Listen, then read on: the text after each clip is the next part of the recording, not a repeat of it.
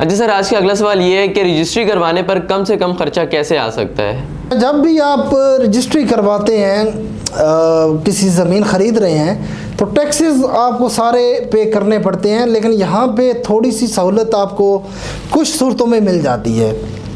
वो सूरतें हैं आपके ब्लड रिलेशंस। जैसे अगर आप कोई ज़मीन परचेज़ कर रहे हैं अपने वालदे मोहतरम से, वालदा से, बहन से या भाई से, मतलब ये जो फैमिली मेम्बर्स जितने भी होते हैं उनसे अगर कोई ज़मीन उनके नाम पे है, कोई प्रॉपर्टी अपने नाम पे आप करवाना चाह रहे हैं, तो उसमें कुछ सूरतें हैं जिनमें आप मतलब टैक्सेस से बच जाते हैं या कम टैक्सेस आपको देना पड़ते हैं।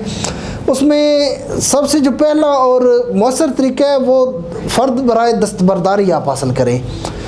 मतलब दस्तबरदारी का मतलब ये है कि आपके भाई के नाम पे प्रॉपर्टी है और वो आपके नाम करना चाह रहा है, तो उसमें फ़र्द बराए दस्तबरदारी निकलवाएगा। उसका मतलब ये है कि इसको जो मैं प्रॉपर्टी दे रहा हूँ इससे मुकम्मल तौर पर मैं दस्तबरदार होता हूँ। अब ये वो प्रॉपर्टी रखे, बेचे, नीलाम करे या किसी फ़लाह इदारे को दे तो मेरा इसमें कोई इतराज़ नहीं होगा।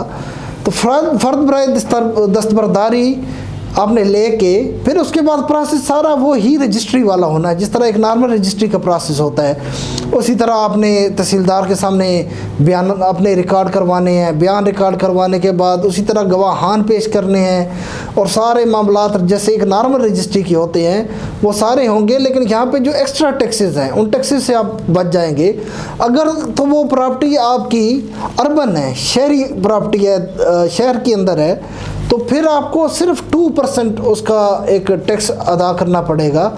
और अगर ज़री प्रॉपर्टी है और उसका जो रकबा है 1 कनाल से ज़्यादा है तो फिर वो 1200-1300 रुपये एक जो सरकारी फ़ीस है सिर्फ वो अदा करनी पड़ेगी। तो सबसे मौसर तरीका इसमें फ़र्द बराए दस्तबरदारी के ज़रिए आप उसकी रजिस्ट्री करवा लें।